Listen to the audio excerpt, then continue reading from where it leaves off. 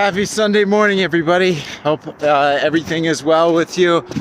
I am having a little bit of a slower start to the day, but that's okay because the topic of the day is not trusting your feelings and failing.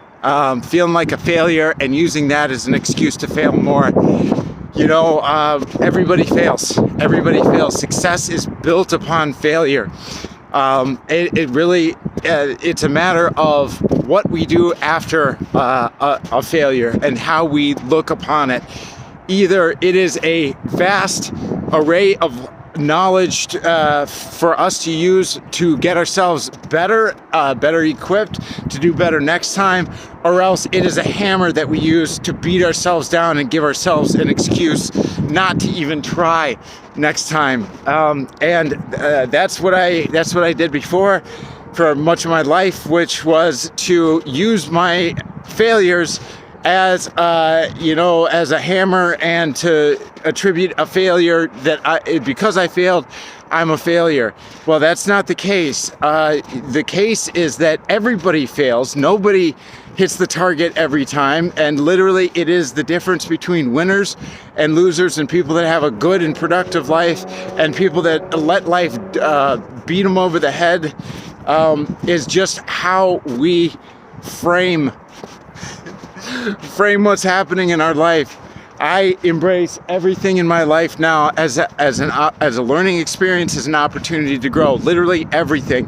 When I make a misstep, I say, thank you, God, for showing me this. It could have been worse. I could have done something much more dramatic, but thank you that I get to learn on this lesser stakes kind of thing. Or, just in general, to see life as an adventure. Not everything goes all right in an adventure. Like, things go wrong all the time. That's what makes it an adventure. The other thing would just be if everything went right all the time, it'd just be like a vacation. And those don't even go right all the time. But to not let yourself hear yourself complain, not let anybody else hear you complain for that matter, because the more we get into a thing, especially if it's a thing that's avoidable, like our life, our problems, no matter what it is, you can't get out of it. So to let yourself hear yourself say, I hate it, that will solidify the fact that you feel like you hate the thing even more when the thing comes up. And if you can't get out of the thing, would not it be advantageous if you could flip a switch and say, I love that thing. I love that thing, because you know the thing is going to come, like life. You can say, I love my life when I get out of bed in the morning. The best is yet to come. Even if I know that there's some hard stuff upcoming, to psych yourself up, to have hopeful anticipation, rather than some dread of something that probably isn't going to happen anyway. And if it does, it probably won't be that bad. And to tell yourself also that I don't have to worry about anything, because anything that pops up, I can deal with the same way I've dealt with everything else in my life that's worked out.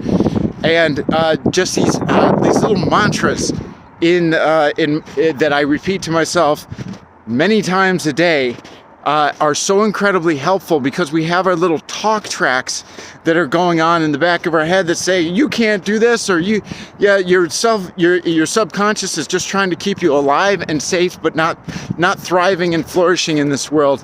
And that is where we have to supersede that stuff that just says, don't even try, you're safe now, just continue doing what you're doing. No, if you want something more in life, if you're like me and you want to have an exciting, fun, and fulfilling life, the thing is, just like anything else, you've got to put work into it. It's up to us taking full ownership of everything in our lives to say, I put myself in this mess. That's fine. It wasn't him or her that got me to where I am right now. It was me allowing things to get to where they are. And that by taking that extreme ownership of everything in our life, that gives us the power. If we got ourselves in a certain jam, we can get ourselves out. And life changes. And the more that we put our time and efforts into a thing, anything. The longer you work on a thing, the better the thing is going to get. Well, guess what? You can work on yourself. We can work on ourselves and get ourselves so good, especially when it comes to diet exercise. That is the basis for everything. Because if you feel good, you are more likely to take on life's challenges and have a great attitude because you're in a good mood and you're feeling good. And that just starts with eating right and cutting out the toxic foods. It's a minefield out there, but we can navigate it together. I love you so much. Have a wonderful rest of your day. Life is grand. Yeah.